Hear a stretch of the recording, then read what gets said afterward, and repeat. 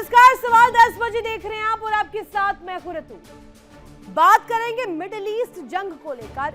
Middle east बारूद की ढेर पर बैठा हुआ। एक तरफ तेहरान है जो झुकने को तैयार नहीं है, वहीं दूसरी तरफ वॉशिंगटन जो रुकने के मूड में नहीं है। एक महीने से चल रही जंग अब खतरनाक मोड़ पर पहुंच चुकी है और अब जो खबर सामने आ रही है वो दुनिया की धड़कनें बढ़ाने के लिए बेहद काफी है। अमेरिकी सैनिकों की संख्या 50,000 के पार पहुंच गई है, यानी जंग सिर्फ जारी नहीं है बल्कि बढ़ाई भी जा रही है। जंग आगे तक ढकेली जा रही है। रिपोर्ट्स की माने तो यहां पर बड़े बड़े दावे सामने आ रहे हैं। 2500 मरीन और 2500 नाविकों की नई तैनाती के बाद, नई डिप्लॉयमेंट के बाद अमेरिका ने अपने सैन्य पकड़ को और मजबूत कर लिया है। ये सिर्फ डिफेंस नहीं है, एक बड़े अटैक की तैयारी माना जा रहा है। दूसरी तरफ तेहरान भी खामोश नहीं है। ईरान ने साफ कर दिया है कि झुकेंगे नहीं बल्कि लड़ेंगे गुरिल्ला वॉरफेयर। मिसाइल नेटवर्क और सुरंग का जाल, ईरान हर चाल का जवाब देने के लिए तैयार बैठा है। तो सवाल यह है कि क्या ट्रंप अब फाइनल अटैक पर बटन दबाने वाले हैं? और सबसे बड़ा सवाल यह कि क्या ये जंग अब वर्ल्ड वॉर की दिशा में आगे बढ़ रही है? आज के इस खास शो में हम अपने खास मेहमानों के साथ यही जानने की कोशिश करेंगे, समझने की कोशिश करेंगे कि क्या अमेरिका ईरान को घेर चुका है, क्या ट्रंप तेहरान के जाल में फंस चुके हैं, असलियत क्या है, धरातल पर हो क्या रहा है और आगे आने वाले समय में, भविष्य में हम क्या स्थिति देखेंगे, इसी पर चर्चा करेंगे। लेकिन कुछ डिटेल्स आपके सामने रख रहे हैं। यूएस का प्लान, जिसमें कहा जा रहा है 3 युद्धपोत पर्शियन गल्फ में ऑलरेडी तैनात कर लिए गए हैं। खार्ग आइलैंड के करीब तैनाती की गई है, ग्राउंड ऑपरेशन की तैयारी है। साथ ही साथ आपको बता दें 3500 मरीन कमांडो तैयार किए गए हैं। एयर सी लैंड ऑपरेशन प्लान भी रेडी है और साथ ही 21 अमेरिकी युद्धपोत अलर्ट मोड पर पूरी तरीके से तैनात और तैयार बैठे हैं। लेकिन ट्रंप की परेशानी क्या है, इसकी वजह क्या है? पहले से कर्ज में अर्थव्यवस्था बताया जा रहा है कि अमेरिका की डूबी हुई है, कई चीजों में पिछड़ते हुए नजर आ रहे हैं। टैक्स पेयर्स और डिफेंस बजट पर दबाव, इराक अफगानिस्तान जैसी स्थिति बनने का खतरा, साथ ही इसके अलावा आपको बता दें सहयोगी देशों का दबाव भी बहुत ज्यादा ट्रंप के सिर पर इस वक्त पड़ रहा है और यही बताया जा रहा है कि यही कारण जो है डोनाल्ड ट्रंप को पीछे इस जंग में करते हुए नजर आ रहे हैं। करेंगे इसी पर चर्चा। खास मेहमान मेरे साथ कनेक्ट है, group captain V N Jha sir हमारे साथ कनेक्ट है, group captain Ashish Sahay sir, Ramesh Thakur ji वरिष्ठ पत्रकार कुछ ही पलों में हमारे साथ कनेक्ट होंगे। पहला सवाल मेरा सहाय सर आज आप ही से रहेगा। हम देखते हैं ये संख्या, ये नंबर्स बताता है कि डोनाल्ड ट्रंप के मंसूबे अभी ठंडे नहीं पड़े हैं और ये कहीं ना कहीं अंदर खाने दबे पाव वो भी जानते हैं कि जो हिमाकत उन्होंने की है ईरान के साथ वो उन्हें महंगी पड़ेगी, क्योंकि ईरान गोरिल्ला वॉरफेयर में खुद को अभी तक आगे दिखाता आया है और खुद को प्रूव करते आया है और ये अमेरिका के साथ भी गोरिल्ला वॉरफेयर ही, इसी नीति पर ईरान बढ़ रहा है। तो डोनाल्ड ट्रंप के लिए आगे आने वाला समय कैसा रहने वाला है? रितु, मुझे तो मेरी एनालिसिस में ये लगता है कि कोई भी चीज इस वॉर में, अगर इसको वॉर बोले, ये आर्म्ड कॉन्फ्लिक्ट है मेरे हिसाब से। वॉर तो अभी डिक्लेयर नहीं किया है यूएस कांग्रेस ने और राष्ट्रपति ऑथराइज नहीं है वॉर डिक्लेयर करने के लिए। ये एक स्पेशल ऑपरेशन है उनकी तरफ से और आर्म्ड कॉन्फ्लिक्ट बोलेंगे इसको। तो इसमें अभी तक कोई भी ऐसा डेवलपमेंट नहीं है जो पहले से एंटिसिपेट ना किया हो पेंटागन ने। मुझे ट्रंप के बारे में नहीं पता वो कैसे सोचते हैं, वो अंडर क्वेश्चन है। लेकिन पेंटागन की जो प्लानिंग टीम होगी, जो वॉर रूम होगा, उन्होंने ये सारी चीजें जो आज हो रही हैं, चाहे वो हॉर्मुज का डिस्टर्बेंस हो, सरप्राइजिंगली वेस्टर्न मीडिया बार बार इसको कहता है कि उन्होंने मिस जज कर लिया। ये हॉर्मुज का जो कंडीशन है, जो स्टेट है, ये कोई बेसिक मिलिट्री प्लानिंग का बंदा भी ये जानेगा कि this would have been factored in the plan. उनको पता है कि उनका नर्व सेंटर है खार्ज, उनको पता है कि Hormuz can disturb energy supply. ये कोई सडन डेवलपमेंट नहीं है। ये सडन डेवलपमेंट उन एनालिस्ट के लिए है जो अचानक एआई से पढ़कर और आते हैं कि अच्छा हॉर्मुज के बारे में ट्रंप ने नहीं सोचा। पर सर हमने वर्ल्ड वॉर 1 में देखा है, पहली विश्व युद्ध में, दूसरे विश्व युद्ध में, जब भी ग्राउंड ऑपरेशन की तस्वीर बनती है वो कैसी बनती है? और वो एक तरफ के लिए दंश नहीं लाती है, दोनों तरफ के लिए दंश लाती है। तो अगर अमेरिका इस तरीके की कोई कोशिश करता है या डिप्लॉयमेंट बढ़ाता है वहां पर, तो वो खुद के लिए कितनी बड़ी खाई खोद रहा है। हाँ, काफी रिस्की होगा, क्योंकि अमेरिका को अनफॉर्चुनेटली वॉर का रियल टेस्ट अभी भी इस वॉर में, इस स्पेशल ऑपरेशन में पता नहीं चला है। American are allergic to losing their soldiers. उनके यहाँ एक गजब की चीज है जो कि ईरान में ठीक उल्टा है। वॉर फाइटिंग मैकेनिज्म जो होती है, वॉर फाइटिंग जो टूल्स होती हैं, वो युद्ध के समय खतरे पे होती हैं।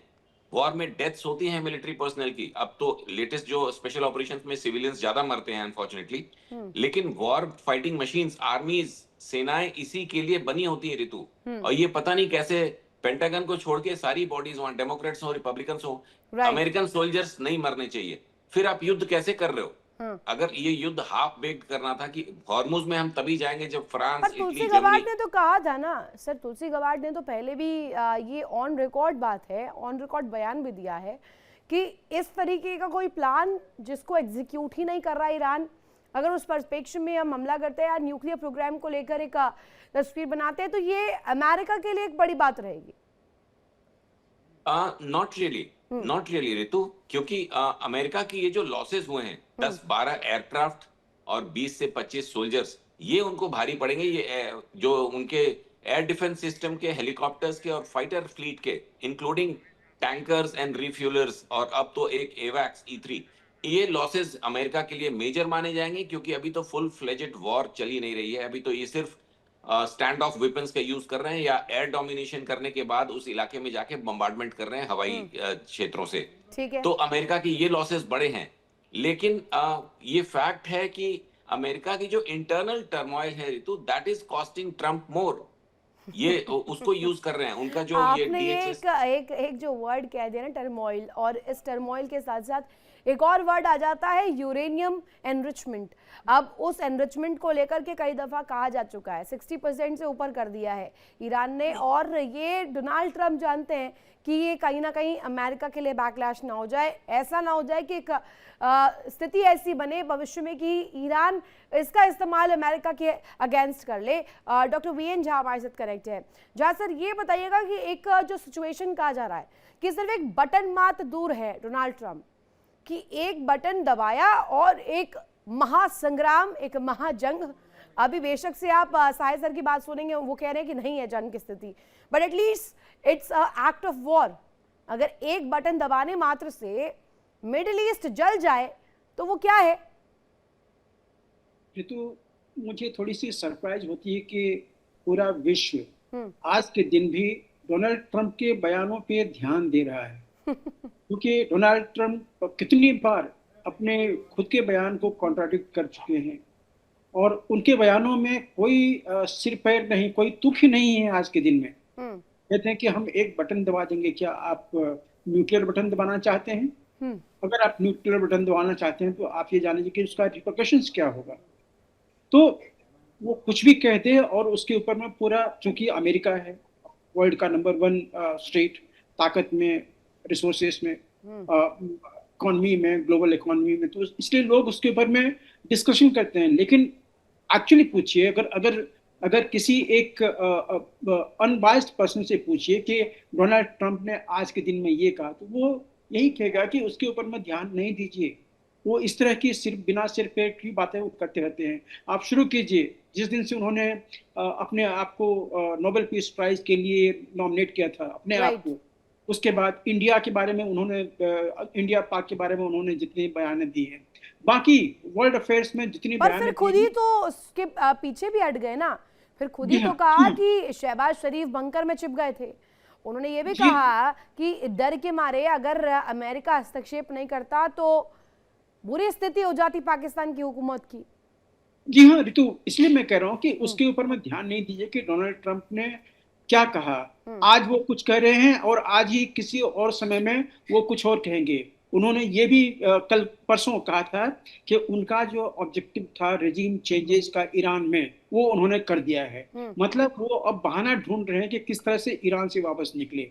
उन्होंने कहा कि हमने ये सीज फायर कर दी, या हमने एक पॉज कर दी है। इसमें सब दिखावा है। मतलब उनके बातों के ऊपर में ध्यान तो बिल्कुल ना दीजिए। लेकिन वास्तविकता ये है कि आज के दिन में मिडिल ईस्ट जो है वो बॉयल पे है, वहां पे लोग मर रहे हैं, और ईरान भी पीछे नहीं हटा है, कहीं पे और भी पीछे डायरेक्टली नहीं हटा। इनडायरेक्टली अगर ये भी कहा जाए कि डोनाल्ड ट्रंप बेशक से पूरी दुनिया को ये तस्वीर दिखा रहे हो कि हमें तो भैया यहाँ पर आतंकवाद से लड़ना है, हमें यहाँ पर न्यूक्लियर प्रोग्राम को खत्म करना है, लेकिन डायरेक्टली इनडायरेक्टली वो भी इसी चीज में संलिप्त है, और जो बारूद वहां पर बरस रहा है उसकी वजह भी एक तरह से माने जा सकते हैं।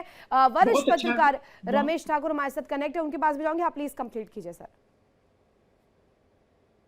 अगर उनको रेडिकल स्टेट या टेररिस्ट स्टेट के अगेंस्ट ही एक्शन लेना है तो सबसे बड़ा तो एलाई उनका है पाकिस्तान।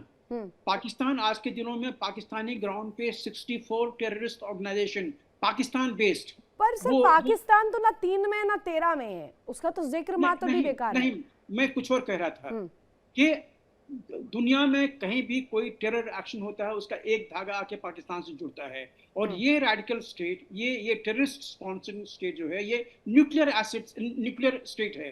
तो अगर ट्रंप को किसी और के खिलाफ अगर एक्शन लेना चाहिए था वो तो सबसे पहले पाकिस्तान था, लेकिन नहीं, बट नहीं, वो तो उसको यूज कर रहा है ना, वो तो टिश्यू पेपर ऐसा है जिसको इस्तेमाल किया और जब मन चाहे तब उस पर एक्शन ले लिया, और उनके बयानों में, उनके तल्ख तेवर में पाकिस्तान के खिलाफ ये नजर भी आता है।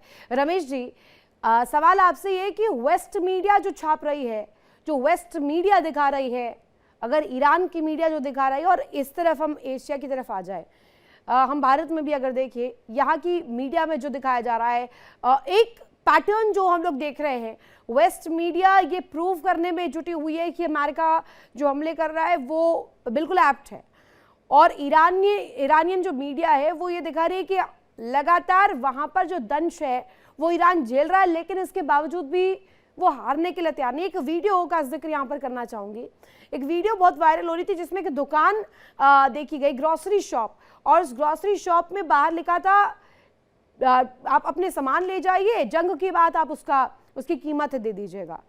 ये बहुत सोशल मीडिया पर वायरल हुई थी, ईरान की ही एक तस्वीर है। अब ये पैटर्न क्या दिखाता है रमेश जी? देखिए, पैटर्न तो सीधे सीधे दिखाता है कि मीडिया दो भागों में बट चुकी है, और अमेरिका का जिस हिसाब से जो टेरर रहा है पूरे वर्ल्ड में, पूरे विश्व में, तो उसका कहीं ना कहीं खौफ तो है। उस खौफ ज़्यादा लोग, मीडिया और दूसरी कंट्रियां, उनका रुख क्या है, किस तरीके से वो पूरी दुनिया ने इस युद्ध के बीच में देख लिया। मीडिया रिपोर्ट्स की बात जहां तक आपने करी, देखिए ईरानी मीडिया की तरफ से जो चीजें बाहर निकल के अब तक आई हैं, जितनी भी रिपोर्टें की गई हैं, वो सारी की सारी ऑथेंटिक साबित हुई हैं। उन्होंने कोई बात बढ़ा चढ़ा के उन्होंने नहीं करी है, ना ही उन्होंने वर्डरिंग करी है, और उन्होंने वही प्रेस स्टेटमेंट दिए हैं जो उनके माकूल लगे हैं और जो सही है। अब इसके उलट जब आप देखो ग्लोबल मीडिया को, तो उन्होंने क्या करा, इजराइल की वाहवाह करी उन्होंने, और अमेरिका की उन्होंने खूब जय जयकार करी है, और ये अब तक करते आए हैं। क्यों? इसके पीछे वजह क्या मान रहे हैं? इराक या ग्लोबल मीडिया में अगर आप कहें तो जो एक भूमिका बनाई जा रही है, सीधे सीधे मैं ये प्रश्न कर दूं तो क्या ये वाजिब होगा कि एक तरह से इंक्लिनेशन दिखा रहा है अमेरिका के प्रति, जो कहा जा रहा है कि सुपर पावर के अगेंस्ट नहीं जा सकते, चाहे इराक हो या बहरीन हो या जॉर्डन हो, ये तमाम इलाके? नहीं, बिल्कुल रितु, आपने सही कहा। उसका आपकी पूरी बातों का लब्बो-लुबाब मैंने एक वर्ड मैंने इस्तेमाल करा, टेरर। राइट। जिस तरीके से अमेरिका का टेरर रहा है वो बिल्कुल सही है। अभी झा साहब ने बिल्कुल सही बात कही। उन्होंने कहा कि एक बटन दबाने का शब्द उन्होंने इस्तेमाल करा। देखिए, बटन उन्होंने दबाया था शुरुआत में, जब बिना बताए आप किसी के ऊपर हमला करते हो और उनके सुप्रीम लीडर को मार देते हो, यहाँ तक तो ये पूरी दुनिया समझ रही थी कि अमेरिका का दबदबा है, जितना वो कहते हैं वैसे करते हैं। लेकिन जैसे ही उस गहरी नींद से ईरान उठा और उन्होंने जो काउंटर जो जवाब दिया, आज महीने भर से ऊपर पूरा वॉर खींचते हुए यहाँ तक आ गया है। मतलब उनको छक्के छुड़ा दिए हैं। मैं अगर ये कहूँ सीधे सीधे, छक्के छुड़ा दिए हैं। अमेरिका ने कहा था कि हम ये जो युद्ध है 2-3 दिन में इसको समेट लेंगे, लेकिन शुरुआत में ऐसा उसका बेसिस क्या था? अगर 2-3 दिन में समेटने वाली बात होती तो अब तक तो सुप्रीम लीडर भी खत्म हो चुका है, उसका एलिमिनेशन हो चुका है, बट अभी भी 2-3 दिन से ज्यादा हो चुके हैं, महीना भर बीत चुका है, अभी भी ईरान नहीं झुक रहा है। वाई? ऋतु उसके पीछे वजह सिर्फ यही थी कि ओवर कॉन्फिडेंट। देखिए इंडिया डेली 24/7 अब आपके स्मार्ट टीवी पर। इंडिया डेली मौजूद है सभी डिजिटल प्लेटफॉर्म पर लाइव और लगातार। इंडिया डेली 24/7 हर दिन राष्ट्र को समर्पित।